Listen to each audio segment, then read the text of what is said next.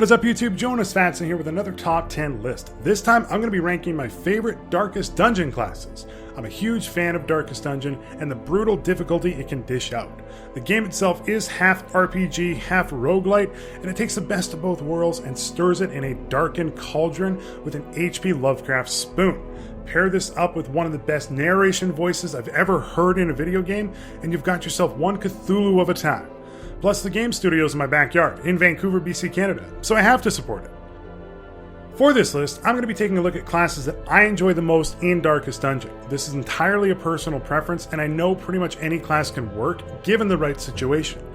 I'm not here for that. I'm here to tell you why I think the classes I've chosen I like the best. I'll be including all the classes from Darkest Dungeon in my list, including ones released by DLC. And if you like the video, consider giving me a like and a sub, or check out my playthrough of Darkest Dungeon on my channel. Enjoy!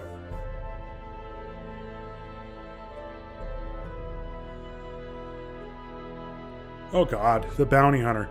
I've fallen in love, then out of love, then back in love with this character too many times to count. I love when you can use a high damage single target attack, but I hate that it takes so much setup to deliver. Similar to the Graverobber, the Bounty Hunter requires your enemy to be debuffed prior to dealing any significant damage. Collect Bounty does okay damage on its own, but paired with a marked enemy, it nearly doubles the damage. Even more if that enemy is a human. One of the few classes to move the enemy line around, the skill can be pretty helpful when dealing with enemies that move your party order, or when you have a Hellion that can only attack the front line. Speaking of that, the Bounty Hunter does work pretty well in most spots in your line. Ideally in the number 2 or 3 slot, but he can float around without too much problem. This makes having a Jester a little bit easier. When the Bounty Hunter shines, he shines bright like a diamond. But when the conditions aren't met, he shines bright like a turd. Still technically shining, nobody wants to touch that though.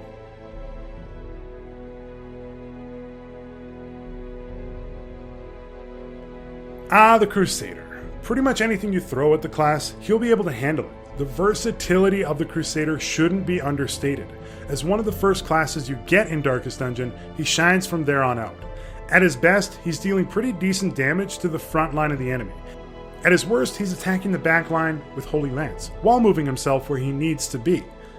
The only other class aside from the Jester who can heal anyone's stress without any downside, he'll keep the party in tip-top shape for anything you're about to face.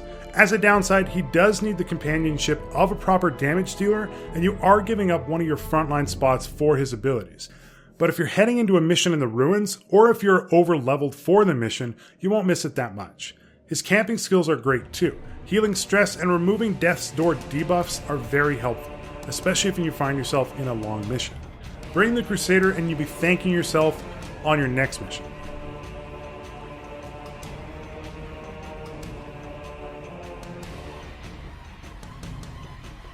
The Occultist is a pretty interesting class. I feel like the class is going through a bit of an identity crisis, to be honest.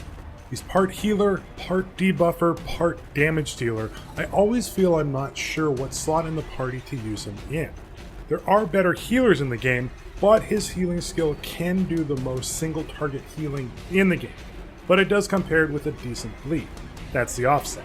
The problem comes with the randomness of the skill. Starting with a 0 to 13 heal chance, you can be quite the kick in little cults when you see a 0 and a bleed. His other skills are not bad, however.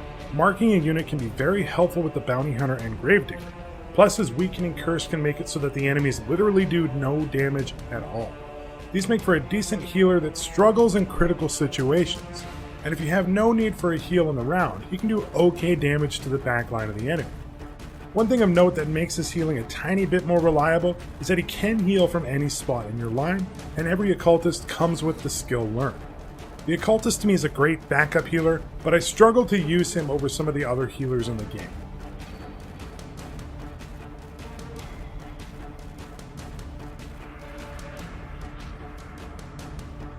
Bring on the movement! Enemies surprising your party? No big deal, says a Graverobber. Operating almost anywhere in your party line, she can deal range and melee damage with surprising accuracy. While she's at the front of your line, she can shadow fade, pushing her back 2 spots, stealthing her, and giving her a significant damage and crit boost. Her throwing daggers lowers the bleed chance of an enemy as an AoE, and poison darts cause blight. Pair that with skills that do extra damage to blighted and marked enemies, and you have some pretty decent damage output. Personally, I really like running the Graverobber along with the Jester and embrace the party movement. Both units bounce around the line, causing your enemies havoc wherever they go. To be blunt, her camping skills are a bit lacking, but the disease removal could save you a turn healing in town. Overall, she's a pretty welcome addition to the party, and her accuracy makes her reliable in most situations, and she can be an asset when you need her to be.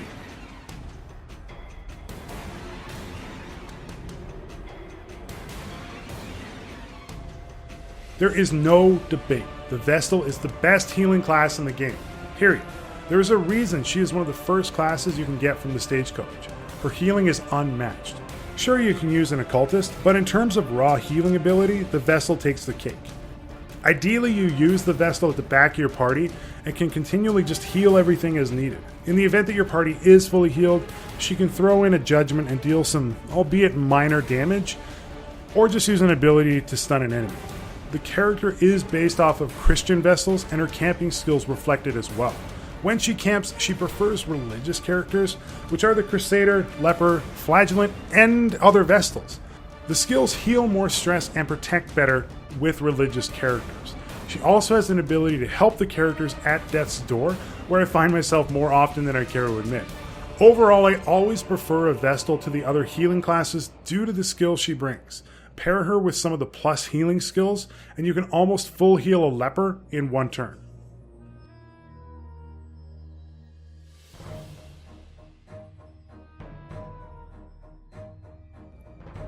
At first glance, the Leper is one of those classes that you question your sanity in using, which fits the theme of Darkest Dungeon to a T.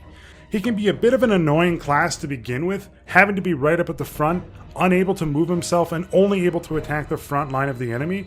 However, the Leper becomes a massive damage dealer and one of the best tanks in the game. He has the highest HP of any class and the highest damage stat. He's ideal in the first slot in the party and benefits greatly from trinkets dedicated to this spot.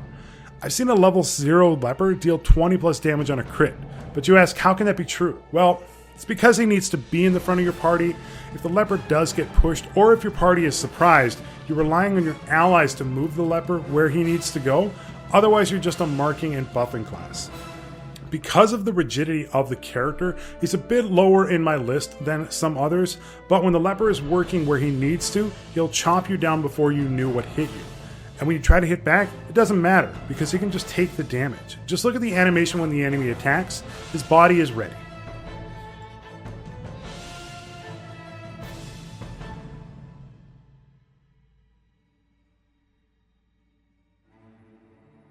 Stress is a killer.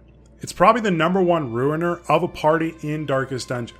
It can take an amazing ally and turn them into a terrible enemy. It can cause heart attacks, or it can just be a fortune in disguise. It's also expensive and time-consuming to recover from. The Jester solves this. The best stress healer in the game, the Jester keeps your party tip-top shape to dispatch foes with ease. Although light on the damage dealing, the Jester can inflict bleed and do minor damage when needed. But I do find the best usage is to focus on stress removal and buffing your party. I like to think of the Jester as the Darkest Dungeon equivalent of the Red Mage from Final Fantasy, a wonderful support class that has what you need when you need it. It makes the other classes in your group stronger, faster, better, harder. The Jester does tend to hop around your party formation quite a bit, and it can be a bit challenging if you have a party with a dedicated order. But you're usually only out of place for one turn. I would also try to get some of the Jester's specific trinkets if you can, as there are a few that make his stress healing better. Take a Jester in your party and you'll not need to worry about sending anyone to the pub to drink their stress away when you're done.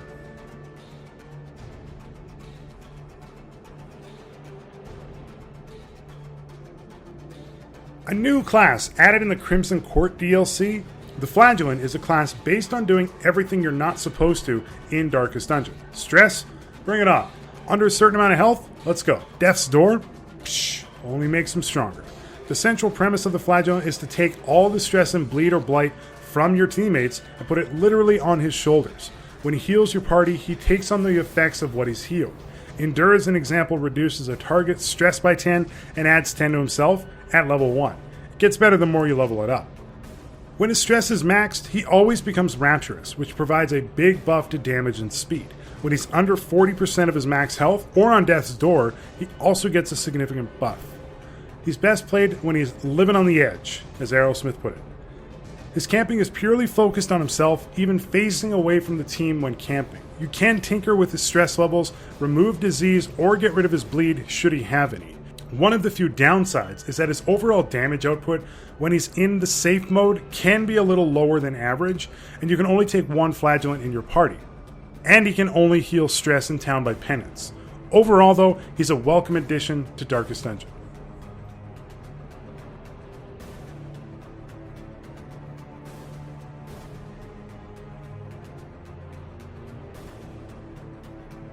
Few images conjure death like the Plague Doctor. If you lived in 17th century Europe and saw this person coming towards you, you pretty much knew your time was up. The costume worn by the Plague Doctor is by far the most unique in Darkest Dungeon, and the history of the Plague Doctor's costume only gets more gruesome the more you read into it. It's a 10 out of 10 design. As for skills, the Plague Doctor is pretty much a DOT unit, inflicting bleed and blight anywhere in the enemy line, and every Plague Doctor does come equipped with Plague Grenade out of the gate, and it can absolutely wreck level 1 missions. My preference with the Plague Doctor is to run DOT and heal skills, because clearing blight and bleed from your own party is super valuable and saves you the inventory space of bringing bandages and anti-venom. As for camping, her skills are pretty standard fare. She can heal disease though, which again saves you time later back in Hamlet. Bringeth death to your enemies, goddess of death, and purify the souls of your companions.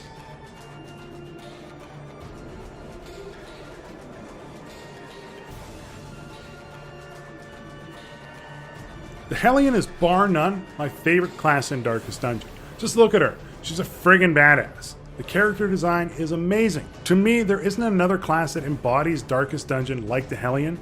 She's the icon of the game to me. She looks like a combination of Aloy from Horizon Zero Dawn and Kratos from God of War. I love the character design so much, I've seriously thought about getting a tattoo of her. The Hellion is a frontline damage dealer. She can attack any position in the enemy line, although she does best with the enemy's number 1 position.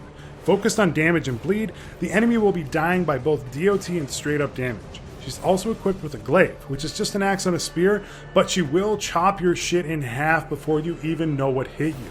Her camping skills are pretty much entirely self-focused, because screw you rest of the party, the Hellion is here, and you conform to her. I will always want a Hellion in my party, no matter the mission. Oh, and did I mention that her skill, if it bleeds, is a reference to friggin' Predator?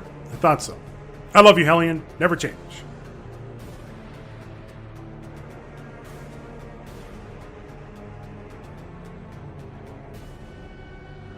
Well, that's my list. I hope you guys enjoyed it. Please let me know if I missed any of your favorite classes in the comments, and let me know what your perfect Darkest Dungeon party looks like.